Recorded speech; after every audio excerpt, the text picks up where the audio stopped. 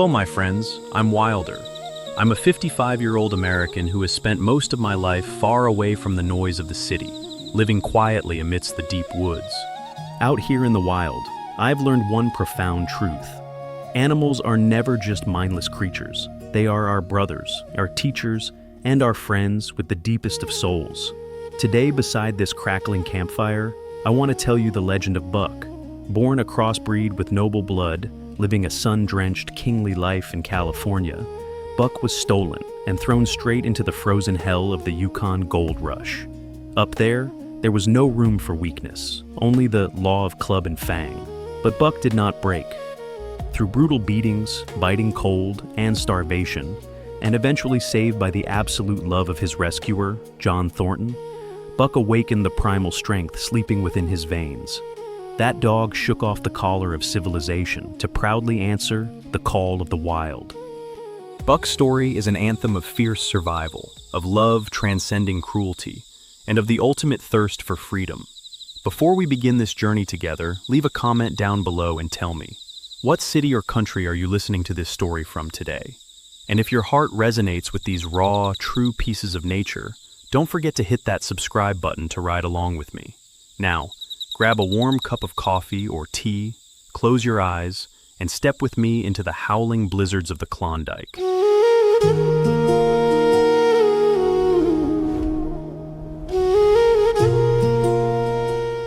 The Santa Clara Valley, in the fall of 1897, was a realm bathed in perpetual golden warmth.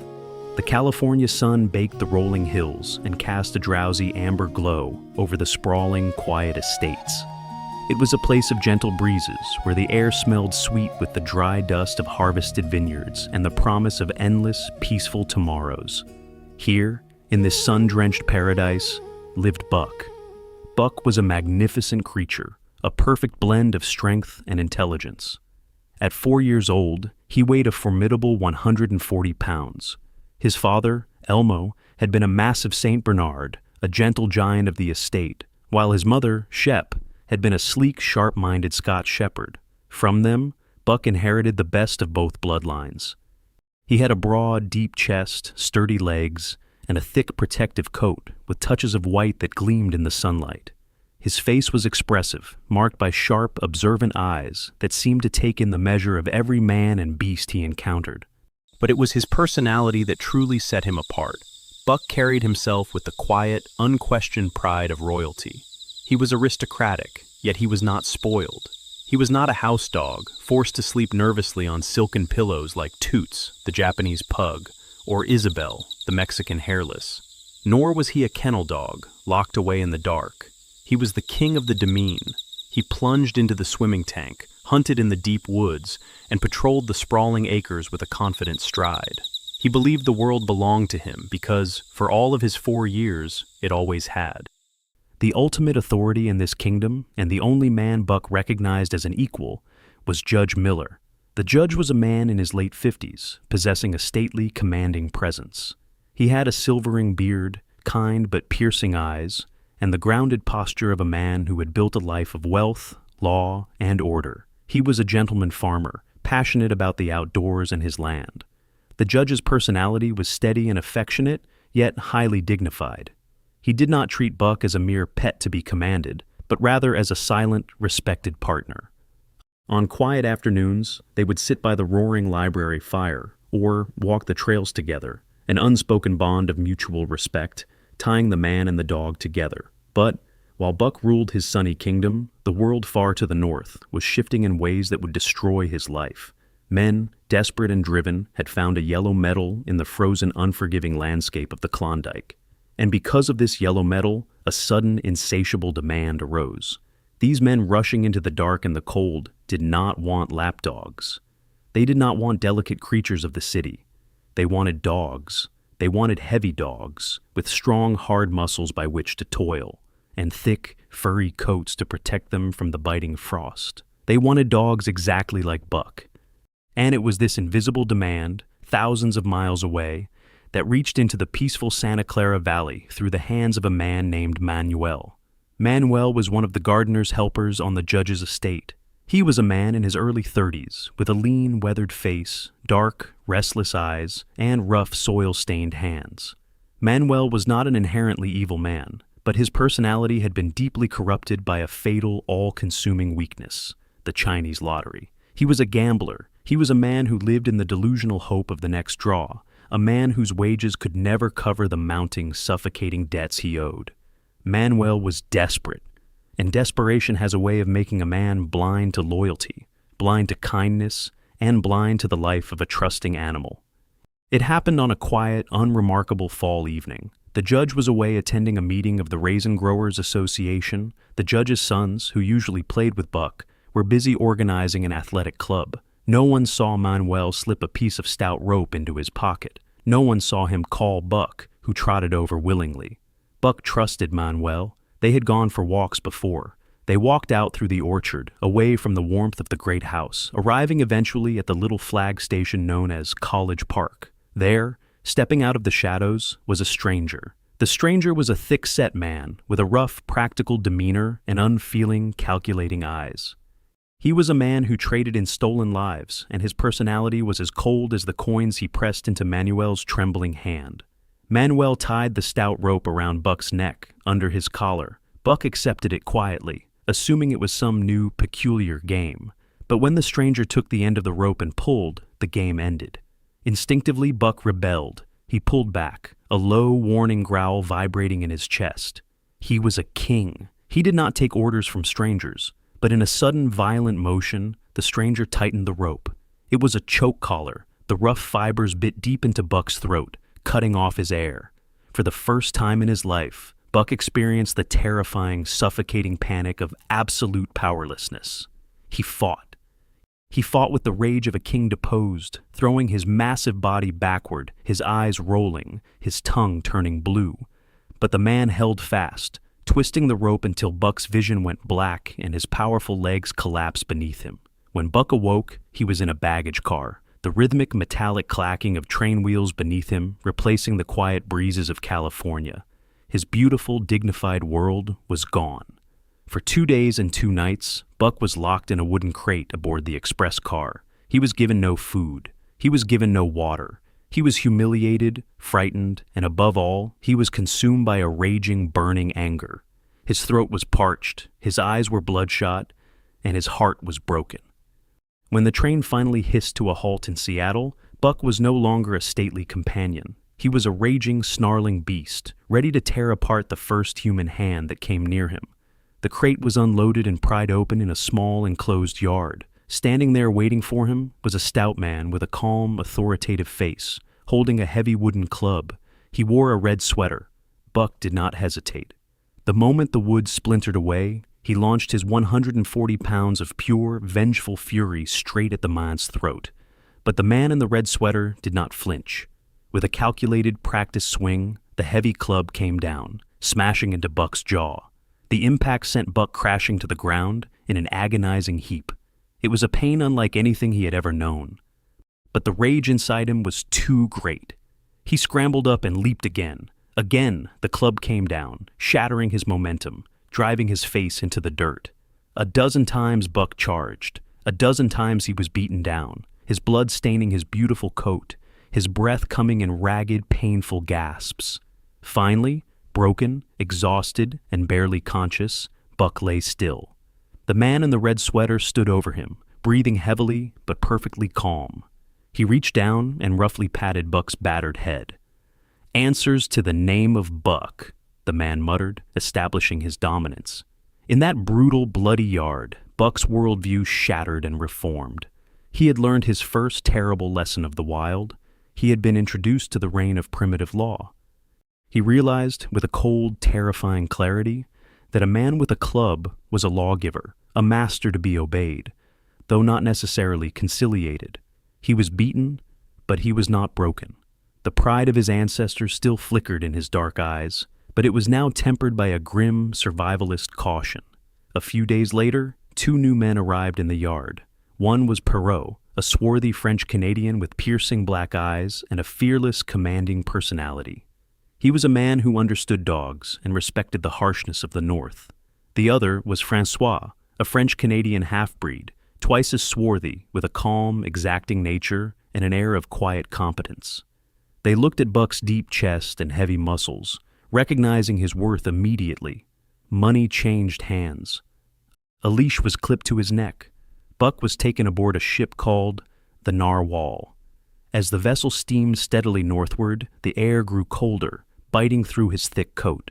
One morning, the ship's propeller stopped. Buck was led out onto the deck. He stepped forward, and his paws touched something strange, white and powdery. It was cold, and it melted when he licked it. Buck shook himself, confused, as more of the white powder fell gently from the sky, coating the world in a freezing alien blanket. It was his first snow. The sun-drenched days of the Santa Clara Valley were gone forever. The reign of the Lord in silk was over. The call of the wild had begun.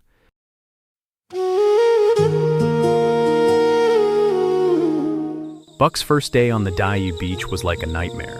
Every hour was filled with shock and surprise, as he was abruptly torn from the lazy, sun-kissed life of the Santa Clara Valley and hurled into a chaotic, unforgiving world. The Narwhal had deposited him and his companions onto a bleak, freezing shoreline teeming with desperate men and savage dogs. There was no peace, no rest, and certainly no safety. Here, the civilized rules of love and fellowship did not exist. This was a realm dictated solely by the primitive dictates of the club and the fang. The men here were not the gentle squires of California. They were hardened, frantic prospectors rushing toward the gold fields, and the dogs were fierce, wolfish creatures that fought with the deadly efficiency of wild predators. Buck quickly realized that he had to remain constantly alert, for peril lurked in every shadow and behind every seemingly innocent encounter. He had already learned the devastating authority of the club from the man in the red sweater back in Seattle, but it was on this freezing beach that he would witness the terrifying, absolute law of the fang. This brutal lesson came at the expense of his shipmate, Curly. Curly was a large, heavily coated Newfoundland dog with an inherently sweet and trusting nature. She was the kind of dog who believed the world was full of friends, a tragic flaw in this savage territory. Her appearance was soft and inviting, and her personality was overly friendly, utterly lacking the hardened, suspicious instincts required for survival in the Klondike. As they waited near the supply tents, Curly attempted to make friendly advances toward a husky dog the size of a full-grown wolf. The husky did not respond with a wagging tail. Instead, there was no warning, only a lightning-fast leap, a metallic clip of teeth, and a rapid jump backward. In that single fluid motion, Curly's face was ripped open from eye to jaw. What followed was a horrifying display of the pack's instinct. The moment Curly cried out and stumbled, 30 or 40 other huskies rushed to the scene, forming a silent, intently watching circle around the combatants. Curly, brave but hopelessly outmatched, rushed her attacker. The husky struck again, knocking her off her feet. She never regained them. The silent circle of watching dogs instantly closed in, a snarling, yelping mob that buried her beneath a wave of tearing teeth. Perrault and Francois sprang into the fray with heavy clubs, laying about them furiously to scatter the pack. But it was too late. In less than 2 minutes, Curly was reduced to a lifeless, trampled mess in the blood-stained snow. Buck stood frozen, the brutal scene searing itself into his memory. He realized that this was the way of the North: no fair play, no mercy. Once a dog went down, it was the end. He also noticed Spitz, the lead dog of their team, standing off to the side. Spitz was a massive snow-white dog from Spitzbergen, beautiful in appearance but possessing a treacherous, calculating personality. He was a smiling bully, a dog who would wag his tail while plotting your demise. Seeing Curly's brutal end, Spitz actually ran out his tongue and laughed. From that moment, a deep, bitter, and unquenchable hatred for the white dog was born in Buck's heart. Before Buck could fully process the shock of Curly's death, he was subjected to another profound indignity. Francois strapped a heavy arrangement of leather straps and buckles over his shoulders and chest. It was a harness, similar to the ones Buck had seen placed on horses back at the judge's estate. His pride was stung by being forced to do the work of a draft animal, but he was too wise to rebel against the French-Canadian's whip. He was placed in the team between Dave and Spitz. Dave was a massive, gloomy-looking dog who had traveled with them on the ship. He was an experienced wheeler dog, the one placed closest to the sled. Dave had a profoundly apathetic personality. He wanted nothing but to be left alone, to eat and to sleep. However, once in the traces, Dave transformed into a highly focused, demanding worker who would nip Buck's hindquarters whenever Buck made a mistake in pulling. Spitz, positioned as the lead dog at the front of the team, was equally strict. If Buck pulled the wrong way or slacked his line, Spitz would growl fiercely or lunge back to bite him. Between Francois's cracking whip, Dave's sharp nips from behind, and Spitz's menacing discipline from the front, Buck learned the mechanics of pulling a sled with astonishing speed. That afternoon, Perrault returned to the camp bringing two new additions to the team, Billy and Joe. They were brothers, true huskies, but entirely different in appearance and personality.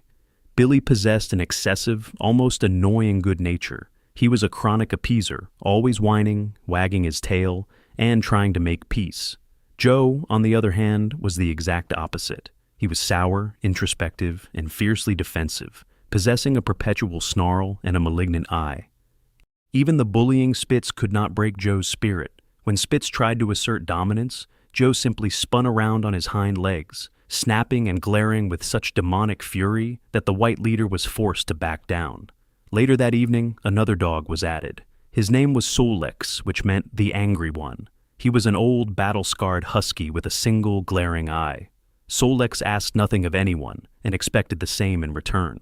He had one defining characteristic, a deep-seated rage if anyone approached him on his blind side.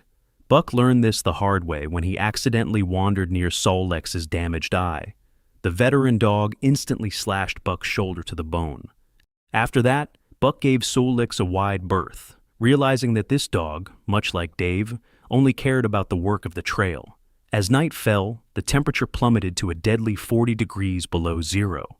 Buck, exhausted and shivering, faced a new problem: how to survive the freezing night. He tried to enter the canvas tent where Perrault and Francois slept, but Perrault drove him out into the biting cold with a barrage of curses and flying cooking utensils. Buck wandered aimlessly among the other camps, shivering violently, until he stumbled upon a small mound of snow. To his surprise, it shifted, and a warm, friendly whine greeted him. He dug into the snow and found Billy curled up in a snug, insulated ball. Buck instantly understood the lesson. He found a drifted snowbank, pawed out a hollow space, and curled his body into a tight circle. The heat from his own body was trapped by the snow, and despite his initial fears of being smothered, he fell into a deep, exhausted sleep. When morning came, Buck awoke to find himself buried under a fresh layer of snow.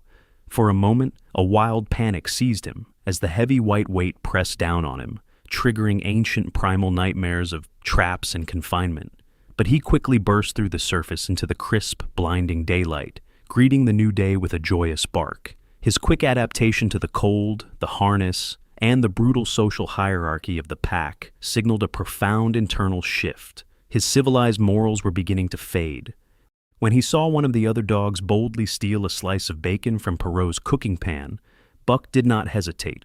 The next day he stole an entire chunk of meat for himself, using stealth and cunning to avoid the club.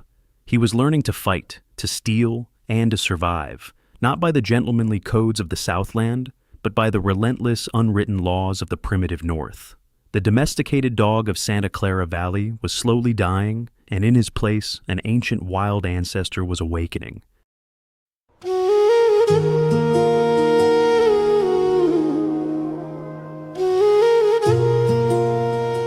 The arduous journey into the heart of the Yukon truly began as Perrault and Francois led their heavily loaded sled away from the chaotic, windswept shores of DA Beach and into the silent, imposing, frozen wilderness. The transition from the relatively civilized coast to the brutal interior was a shock to the system, demanding every ounce of strength the dogs possessed. To complete the sled team, Francois had purchased several new dogs, bringing the total number to 9. Among the new additions were Pike, Dub, and Dolly. Pike was a seasoned, clever husky with a sharp, deceitful face and a remarkably lazy personality.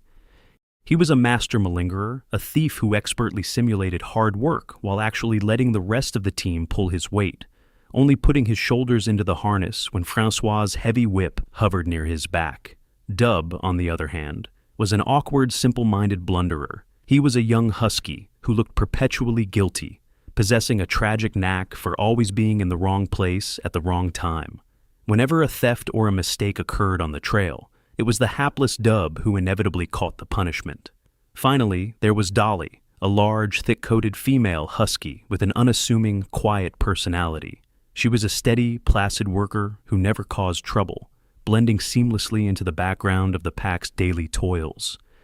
With the team complete, the grueling ascent toward the Chilkoot Divide commenced. The trail was a nightmare of agonizing labor. Day after day, Buck strained in the traces, pulling the heavy sled up steep, icy inclines and through blinding squalls of driving snow. The domesticated morals of the Santa Clara Valley were completely stripped away, replaced by the rising, unstoppable tide of his primal instincts. He had already learned the absolute necessity of stealing food to survive, and the vital trick of burying himself in the snow to escape the deadly night air. But the North continually presented new, horrifying challenges. One bleak evening, the team made camp on the exposed, frozen shores of Lake LaBarge.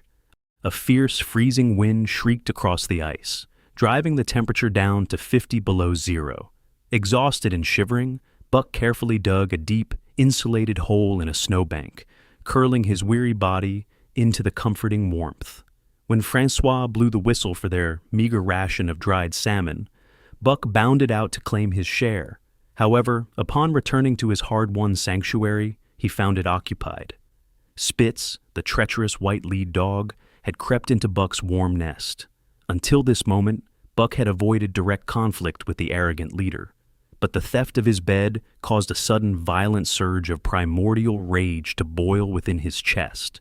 He did not growl, he simply sprang. Spitz was taken entirely by surprise as Buck's heavy jaws clamped down on him.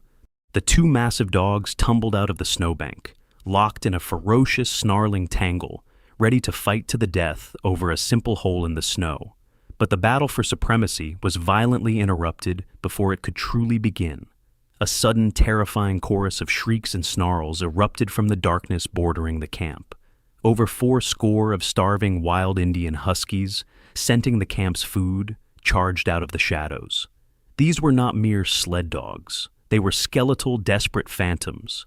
Their ribs protruded sharply against their mangy skin, their eyes burned with the manic, luminous green glow of absolute starvation, and slaver dripped from their fangs. They were so mad with hunger that they were completely fearless. Francois and Perrault sprang into action, swinging heavy clubs to defend the sled's provisions, but the sheer number of the wild invaders overwhelmed the camp. The sled dogs were backed against the icy rocks, fighting for their very lives. Buck found himself fighting shoulder to shoulder with his teammates against a sea of snapping teeth. He was bitten repeatedly. A wild dog slashed his neck, missing his jugular by a fraction of an inch, while another ripped a long gash down his shoulder. Even the good-natured Billy was forced to fight, crying and whining as he snapped blindly, while his brother Joe fought like a demon incarnate, his eyes flashing with demonic fury. Eventually, the sled dogs were forced to break and flee out onto the frozen expanse of the lake to save themselves. They regrouped hours later, a battered, bleeding, and terrified pack. Every single dog was wounded. Dub was badly injured in a hind leg, Dolly had a torn throat, and Joe had lost half of an ear. The wild dogs had consumed everything in the camp that was not made of metal, even eating the leather traces and part of Francois's whip. The recovery from the wild dog invasion was brutal, but Perrault, driven by his duty as a government courier, allowed no rest. They pushed onward to the 30-mile river, navigating a treacherous stretch of wild, rapidly moving water that refused to freeze solid. The journey became a deadly game of chance. The ice was thin, cracking ominously beneath the sled runners. On multiple occasions, the ice broke, plunging the dogs and the men into the freezing, lethal currents. Each time, they scrambled onto firm ice, their coats instantly freezing into solid armor. Perrault was forced to build emergency fires, making the dogs run in circles around the flames to thaw out and prevent their paws from suffering severe frostbite. The abrasive, jagged ice took a terrible toll on Buck. His feet, softened by generations of civilized breeding in the warm Southland, were not as calloused and hard as the feet of the native huskies. By the end of the day, Buck was limping pitifully, leaving bloody paw prints in the snow. Recognizing Buck's immense value to the team, Francois took extraordinary measures. He sacrificed the tops of his own leather boots to fashion 4 tiny, protective moccasins for Buck's bleeding paws. This small act of kindness allowed Buck to continue pulling, cementing a complex respect between the dog and the driver, even amidst the ruthless discipline of the trail.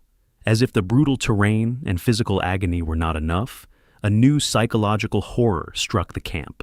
It happened on a quiet morning, just as they were preparing to harness the team. Dolly, the usually calm and unexceptional female husky, began to act strangely. She stood shivering, her eyes wide and glassy, a thick white froth gathering around her muzzle. The horrific bite she had sustained from the wild dogs had infected her with rabies. Suddenly, with a long, terrifying howl that chilled the blood of every man and beast present, Dolly went mad. She locked her deranged eyes on Buck and lunged at him. Buck, sensing the unnatural, diseased horror radiating from her, fled in absolute terror. He ran blindly across the ice, panting heavily, unable to shake the frothing, snapping nightmare that pursued him. He ran until his lungs burned, listening to the agonizingly close snap of Dolly's teeth just inches from his tail. As they circled back toward the camp, Francois stood ready. He shouted a warning command to Buck. As Buck darted past him, Francois brought a heavy axe down with absolute precision, ending Dolly's suffering and saving Buck's life in a single, merciful stroke. Buck collapsed into the snow, chest heaving, his muscles completely spent from the terrifying chase. But there was no respite in the merciless north.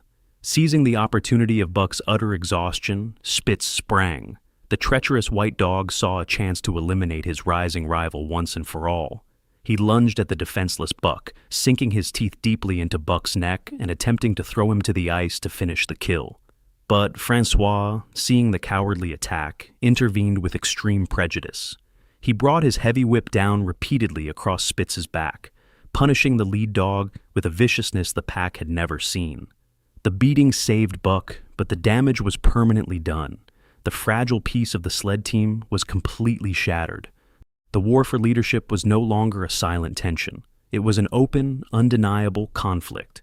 Buck, his civilized past entirely forgotten, had survived the ice, the wild beasts, and the madness of the trail. The primordial beast within him was now fully awake, and he set his cold, calculating eyes upon Spitz, knowing that only one of them would survive the frozen trails of the Yukon.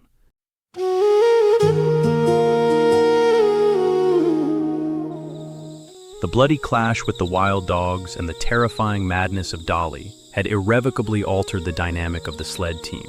The fragile, enforced piece of the trail was dead, replaced by a suffocating, undeniable tension between Buck and the white lead dog, Spitz. It was no longer a question of if a fight to the death would occur, but when. Spitz, a seasoned and treacherous veteran of the frozen north, understood that Buck was the greatest threat he had ever faced. Buck was not merely a strong Southland dog. He was a creature awakening to the ancient primitive memories of his wolfish ancestors. Recognizing this, Spitz sought every opportunity to bare his teeth and assert his dominance. However, Buck possessed a dangerous advantage, a highly developed intellect forged in the civilized world, now married to the ruthless instincts of the wild. He did not charge blindly into battle. Instead, Buck waged a calculated, covert war of rebellion, systematically destroying the discipline of the team and undermining Spitz's authority at every turn. The first overt act of this mutiny occurred over a stolen fish. Pike, the clever and chronically lazy malingerer of the team, had managed to steal a large, half-thawed salmon from Perot's stores while the courier's back was turned. When Spitz discovered the theft, he flew into a righteous rage, fully intending to administer a brutal, tearing punishment to the thief, as was his right and duty as the pack leader. But before Spitz's fangs could reach the trembling Pike, Buck intentionally stepped between them. He stood stiff-legged, the hair on his neck bristling, a low, menacing rumble vibrating in his chest. He was directly challenging Spitz's right to discipline the pack. Spitz was furious, but the sudden, unexpected defense gave Pike the courage to snarl back from behind Buck's massive bulk. Francois, noticing the commotion, rushed over with his heavy whip, but the damage was already done. The pack had seen their leader's authority successfully defied. From that day forward, the team's cohesion evaporated. Buck actively encouraged the others to rebel. The sour and defensive Joe began to snap back at Spitz with impunity. The awkward Dub blundered more carelessly, knowing Buck would shield him. Even the usually appeasing Billy grew less submissive. The team began to bicker and fight among themselves in the traces, tangling the lines and delaying the journey. Francois swore and cracked his whip until his arm ached, and Perrault paced nervously, watching the chaotic, disintegrating pack, well aware that Buck was the silent, unseen architect of this mutiny. The inevitable climax of this bitter rivalry came on a bitterly cold, brilliantly clear night at the mouth of the Tahkeena River. A full moon cast a ghostly silver pallor over the frozen landscape, turning the snow into a glittering expanse of diamonds. The camp was joined that night by a detachment of the Northwest Mounted Police, bringing with them a massive pack of 50 fierce, wolfish huskies. These police dogs were rugged, half-wild beasts, their eyes burning with the perpetual hunger of the trail. Suddenly, a sharp, eager yelp shattered the icy silence. A snowshoe rabbit had been flushed from its burrow. The creature was a magnificent specimen of winter survival, ghost white, incredibly swift, and driven by the sheer, desperate terror of the hunted. In an instant, the entire sled team, joined by the 50 police dogs, burst into a frantic, howling pursuit.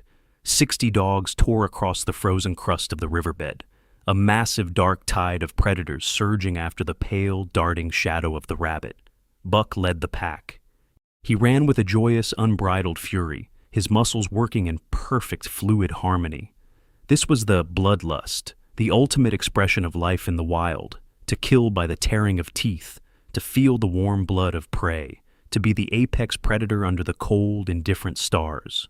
He was sounding the deep, primal cry of his ancestors, closing the distance on the white rabbit with every massive bound. But Spitz, cold and calculating even in the heat of the chase, had vanished from the front of the pack. The treacherous white dog had cut across a narrow neck of land where the river made a wide bend, intending to intercept the prey. As Buck closed in on the rabbit, driving it toward the riverbank, a white flash erupted from the brush directly in the rabbit's path. It was Spitz. He struck the rabbit mid-leap, his heavy jaws snapping its back with a sickening crunch. The sight of Spitz stealing his kill shattered the last remnants of Buck's restraint. He did not check his momentum. He simply launched his 140 pounds of muscle directly into the white dog. The impact rolled them both over and over in the powdery snow. Spitz was on his feet in a fraction of a second, slashing Buck's shoulder to the bone before leaping backward to safety.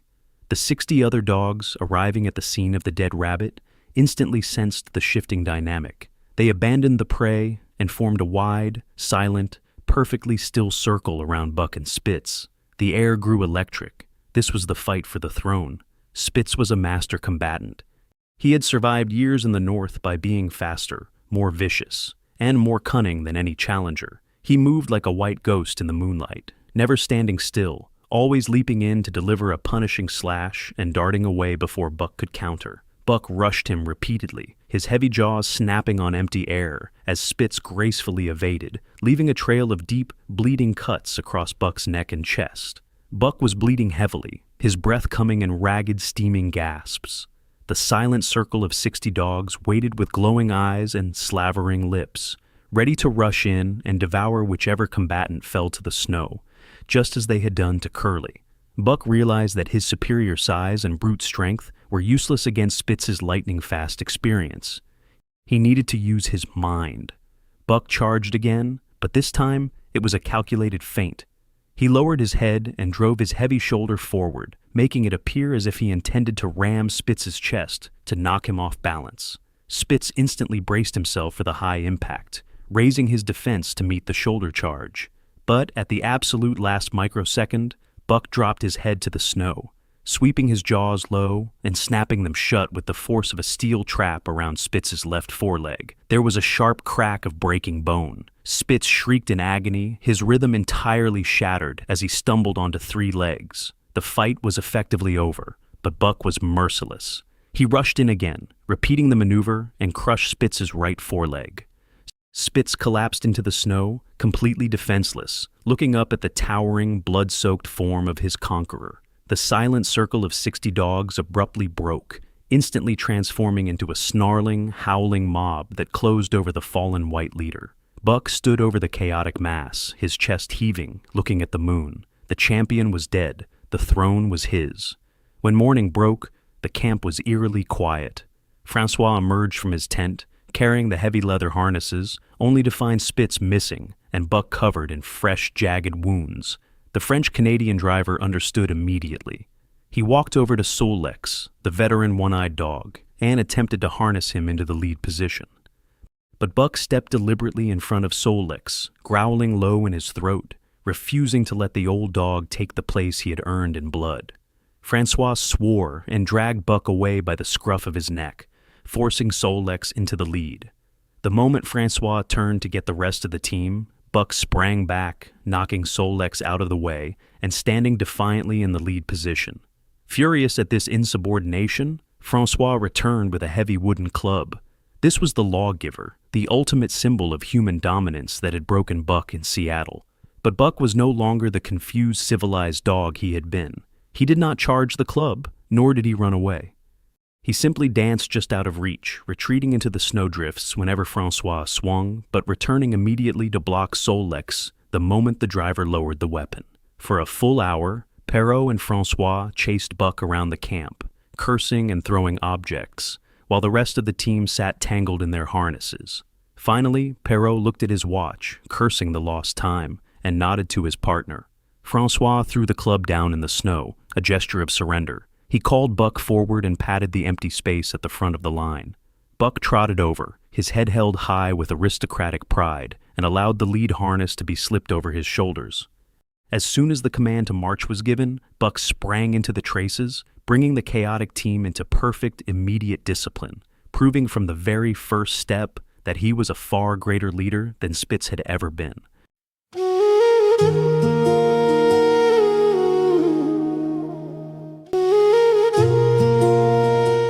The grueling journey under the strict, relentless pace of the government couriers had left Buck and his teammates in a state of profound, bone-weary exhaustion. By the time they limped into the bustling outpost of Skagway, the dogs were mere shadows of their former selves. They had traveled over 2,000 miles of punishing, unbroken trail since the beginning of winter, and the physical toll was devastating. Their muscles were wrung out, their paws were battered, and they desperately needed a long, uninterrupted rest. However, the merciless machinery of the Klondike gold rush had no pity for exhausted animals. They were deemed too worn out for government service and were promptly sold off at a fire sale price. Their new owners were 3 newcomers from the States, 2 men, Hal and Charles, and a woman named Mercedes. This trio was entirely out of place in the unforgiving North. Hal was a youngster of 19 or 20, possessing a dangerous arrogance born of sheer ignorance. His appearance was defined by the large Colt revolver and heavy hunting knife strapped to his waist on a belt bristling with cartridges, giving him a false air of ruggedness that poorly masked his total lack of experience. Charles, Hal's brother-in-law, was a middle-aged, lightish-colored man with weak, watery eyes and a fiercely twisted mustache that attempted to hide a limply drooping, weak lip. He followed Hal's lead with a passive, ineffectual personality. Mercedes, who was Charles's wife and Hal's sister, was a feminine, fluttery woman. She was heavily reliant on her supposed helplessness, prone to dramatic tears and tantrums. Her personality was fundamentally selfish. She viewed the harsh realities of the Yukon as personal insults rather than deadly facts of nature. The nightmare began before they even left Skagway. Hal and Charles packed their sled with a staggering amount of useless heavy cargo, tents, dirty dishes, blankets, and luxury items that seasoned prospectors would never dream of carrying. The sled was top-heavy and impossibly burdened. When Hal cracked his whip and ordered the exhausted team to pull, the dogs strained with all their remaining might, but the sled refused to budge. The runners were frozen fast to the snow. Instead of breaking the sled out, Hal flew into a blind rage, raining heavy blows upon the dogs with his whip and club. Onlookers finally intervened, showing the incompetent men how to break the runners free and advising them to discard half their cargo. Even with a reduced load, the sled was still far too heavy for a team of 14 exhausted, broken dogs. The journey out of Skagway quickly deteriorated into a slow, agonizing march of death. Hal, believing that the dogs simply needed more discipline, overfed them initially, rapidly depleting their food supply. When he realized his error, he swung to the opposite extreme, drastically cutting their rations to a starvation level. The dogs, already physically compromised, began to die. Dub, the awkward, chronically unlucky husky, suffered a wrenched shoulder that went untreated. When he could no longer pull, Hal shot him with the Colt revolver. The good-natured Billy, who had taught Buck how to sleep in the snow, finally fell in the traces, his spirit broken and his body starved. He was knocked on the head by Hal's axe. The sour, defensive Joe, and even the fierce, one-eyed Soul Licks were reduced to stumbling, lifeless skeletons, pulling only because the habit of the harness was stronger than the urge to simply lie down and die.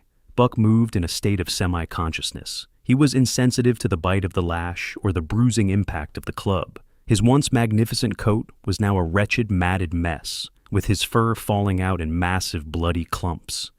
His ribs protruded sharply, and his legs were covered in festering, bleeding sores. But worse than the physical pain was the agonizing burden of Mercedes. As the trail grew rougher and the days grew warmer with the approaching spring, Mercedes declared that she was too tired and sore to walk. She climbed atop the overloaded sled, adding her entire body weight to the unbearable burden of the starving dogs. Despite the pleas of her husband and brother, and the pitiful dying groans of the animals, she refused to step down, weeping and complaining of her own discomfort while the dogs collapsed beneath her. As they dragged themselves toward the mouth of the White River, the environment itself began to turn against them. It was spring. The sun was warm, the snow was turning to slush, and the ice on the rivers was rotting from beneath. They stumbled into a small camp situated on a high bank where a man was quietly whittling an axe handle. This was John Thornton. Thornton was a seasoned, quiet man of the wilderness. He had a weather-worn face, calm, observant eyes, and a grounded, empathetic personality. He was a man who understood the laws of nature and lived in harmony with the wild, far removed from the arrogant incompetence of men like Hal. Hal halted the miserable team and arrogantly asked Thornton about the trail ahead. Thornton, looking with quiet horror at the dying dogs, warned them that the bottom was dropping out of the trail. The ice across the river was rotten, and he stated plainly that he would not risk his life on that ice for all the gold in Alaska. Hal laughed, dismissing the seasoned woodsman's warning, boasting that they would make it to Dawson regardless. He cracked his long whip and shouted for the team to mush on. The remaining dogs, driven by fear and habit, struggled to their feet. But Buck did not move. He lay quietly in the slush. His primitive instincts, sharpened to a razor's edge by his suffering, told him a profound truth. The ice ahead was dead. He felt a sense of impending doom regarding the white expanse of the river. Hal's whip lashed out, tearing into Buck's matted fur. Buck did not flinch. He had made up his mind. Hal, infuriated by this blatant defiance, threw down the whip and seized a heavy club. He rained blow after punishing blow upon Buck's skull and ribs. Buck groaned under the impact, his life slowly being beaten out of his broken body, but he refused to stand. He was numb, sinking into a dark, peaceful void where the pain could no longer reach him.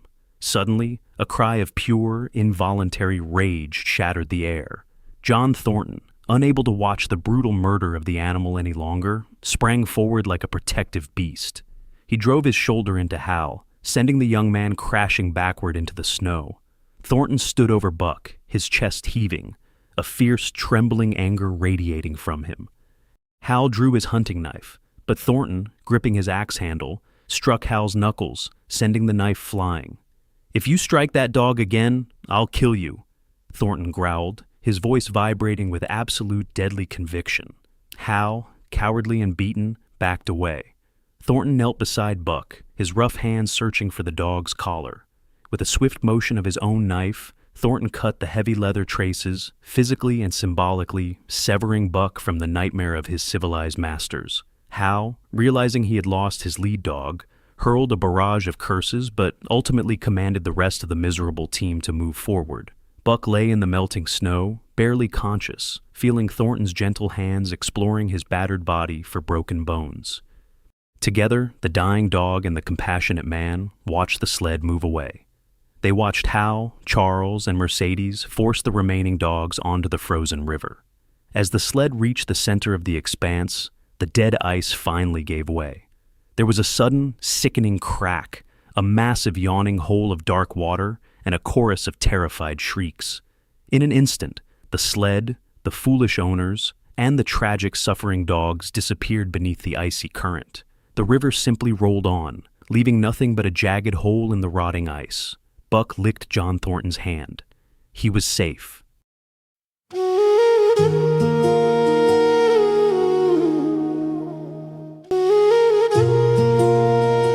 Under the patient and healing care of John Thornton, Buck slowly recovered from the brink of death. As the warm spring sun thawed the Yukon, it also thawed a place in Buck's heart that he thought had been permanently frozen by the brutality of the trail. For the first time in his life, Buck experienced love. Genuine, passionate, and absolute love. He had respected Judge Miller, but this was a fierce, consuming devotion. Buck's love for Thornton was so great that he would often take Thornton's hand gently in his own mouth, resting his teeth just hard enough against the flesh to leave a mark, yet never breaking the skin. It was an act of profound vulnerability and affection that he had never done with anyone else, and Thornton understood it as a canine kiss. When Thornton's partners Hans and Pete finally arrived at the camp in the spring, Buck accepted them as friends solely because they were Thornton's friends. Hans was a broad-shouldered, stolid man with a quiet, unshakable demeanor, while Pete was wiry, dark-haired, and intensely practical. Both men quickly realized that Buck was not merely a pet, but a fiercely intelligent protector who belonged body and soul to John Thornton. This absolute devotion was proven beyond any doubt the following winter in Dawson City. The town was booming, filled with miners flush with gold dust and eager for entertainment. In the warm, smoke-filled El Dorado saloon, men were boasting about their favored dogs. Among them was Mathewson, a wealthy, arrogant prospector wrapped in heavy, ostentatious bearskin furs. Mathewson possessed a loud, boastful personality, accustomed to throwing his money around to assert dominance. When Thornton quietly defended Buck's strength, Mathewson seized the opportunity to publicly challenge him. He wagered a staggering $1,000 that Buck could not break out a sled loaded with 1,000 pounds of flour, almost half a ton, and pull it 100 yards. It was an impossible feat for a single dog, but Thornton, driven by his unwavering faith in Buck, accepted the bet, borrowing the money from a friend to match Mathewson's gold. The entire town emptied into the freezing, snow-packed street to witness the spectacle. The sled was loaded with 20 50-pound sacks of flour, its runners frozen fast into the hard-packed snow. Buck was led out and harnessed to the massive load. The crowd fell into a hushed electric silence. Thornton knelt in the snow beside Buck, taking the dog's heavy head in his hands, resting his face against Buck's furry cheek. "As you love me, Buck," he whispered frantically. "As you love me." Buck whined softly, biting Thornton's hand in his customary display of devotion. When Thornton stepped back and gave the command, Buck dug his paws into the ice. He swung to the right, breaking the frozen grip of the runners with a sharp crack, then swung to the left to shatter the remaining ice. With a mighty, agonizing heave, he threw his body forward. His muscles writhed under his coat, his belly dragged low to the snow, and his claws scratched frantically for purchase. Slowly, impossibly, the half-ton sled began to move. Inch by painful inch, Buck dragged the staggering weight down the street, crossing the 100-yard mark to the deafening cheers of Dawson. Men threw their hats in the air, and a wealthy king of the Skookum bench immediately offered to buy Buck for a small fortune. Thornton, with tears in his eyes, refused the money and dropped to his knees, burying his face in Buck's neck. With the $1,000 won from the wager, Thornton, Hans, and Pete were able to finance a journey deep into the uncharted East, seeking a fabled, lost gold mine that no man had ever found. They traveled for months through a rugged, majestic wilderness of towering mountains and pristine lakes, eventually settling in a shallow valley where the gold settled like yellow butter in the bottom of the washing pans. While the men worked the gold, Buck was left to his own devices. The immense, unbroken silence of the ancient forest began to work upon him. The call of the wild grew louder, vibrating in his very bones. He began to spend days and nights wandering the deep woods, hunting his own meat, and listening to the nocturnal songs of the forest. He even befriended a wild timber wolf, a lean, gray, and cautious creature representing the wild brotherhood Buck was rapidly approaching. Yet, the deep abiding love for Thornton always drew him back to the campfire. As the summer waned, Buck's primordial instincts drove him to undertake the ultimate hunt. He tracked and exhausted a massive, formidable bull moose, an apex herbivore standing 6 feet at the shoulder. The hunt took days of relentless tracking and harassment, pulling Buck further from the camp than he had ever been. When he finally brought the great beast down and fed upon his victory, he felt a strange, oppressive shadow fall over his spirit. An overwhelming sense of dread, a premonition of calamity, seized him. He turned and ran back toward the valley, his heart pounding with unnatural fear. As Buck approached the edge of the forest bordering the camp, the scent of death hit his nostrils. He crept forward silently, his blood running cold. He found Hans lying face down in the brush, his back completely riddled with arrows. A little further on, he saw the destroyed camp and the dancing, painted figures of the Yehots. The Yehots were an indigenous tribe of fierce, superstitious hunters, adorned with war paint and armed with spears and bows. They were currently celebrating their successful raid, looting the gold and destroying the sluice boxes. But the final devastating blow came when Buck followed a trail of blood to the edge of the deep pool of water. There, he caught the scent of John Thornton, sinking into the dark, muddy depths, dead from a Yehat arrow. The last tie that bound Buck to humanity snapped. He did not growl. He did not bark. He transformed instantly into a demon of vengeance, an incarnate fury of the wild. With a terrifying roar-like snarl, he launched his 140 pounds of muscle directly into the center of the Yehat camp. The natives did not even have time to react to the sheer speed of his assault. He tore the throat of the chief wide open before the man could raise his spear. He moved like a localized hurricane, a blur of fangs and claws, ripping, slashing, and crushing with an unstoppable, monstrous power. The Yehots, terrified by this giant, blood-soaked beast that fought with the intelligence of a man and the savagery of a devil, broke and fled into the woods in absolute panic. Buck pursued them, dragging them down one by one, ensuring that the blood of his beloved master was paid for in full. When the slaughter was finished, Buck returned to the pool, mourning quietly for the only man he had ever truly loved. The bond was broken. Mankind no longer held any claim over him. That night, a large pack of timber wolves entered the valley, drawn by the scent of blood. They found Buck standing over the ruins of the camp, a massive, silent sentinel. The alpha wolves, mistaking his stillness for weakness, charged him.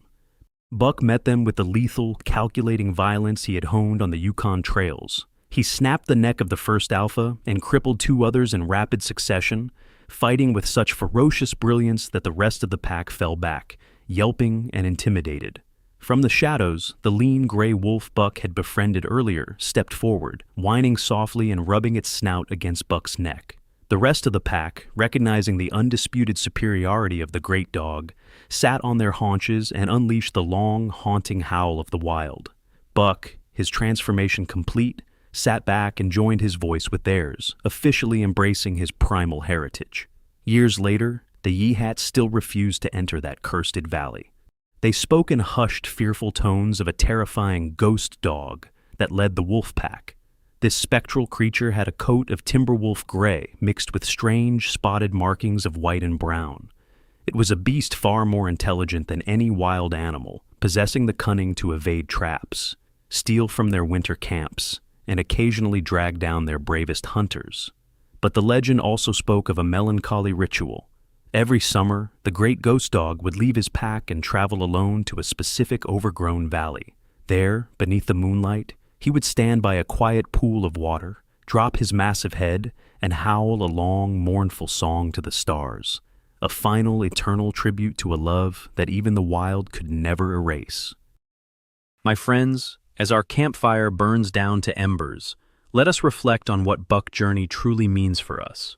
We may not be pulling heavy sleds across the frozen Yukon, but we all face our own harsh winters. Life often pulls us away from our comfortable valleys and throws us into the cold and the unknown. We face daily struggles, sudden hardships, and times when we feel completely broken by the weight of the world. But Buck teaches us that there is a profound, resilient strength sleeping inside every single one of us. He reminds us that we can adapt, heal, and survive the heaviest burdens life places on our shoulders. More than just a story of survival, this legend is a beautiful testament to the healing power of love. The bond between Buck and John Thornton shows us that genuine compassion can rescue us from our darkest and most painful moments. In our everyday lives, it is the simple, unconditional love we share with our family, our friends, and our animal companions that gives us the strength to keep going. It is that love that ultimately helps us find our true purpose and answer our own calling. If this tale of resilience and loyalty brought some warmth to your heart today, please share it with someone who might need a gentle reminder of their own inner strength. Please subscribe to the channel so we can continue to share these meaningful journeys together around the fire. I pray that you always find the courage to face your trials and the grace to recognize the love that surrounds you. May God bless you and your loved ones, keeping you safe and guided on whatever trail you walk in this life. If you believe in the enduring strength of the Spirit and the power of love to heal all wounds, please leave an amen in the comments below. Thank you for listening, and until next time, take care.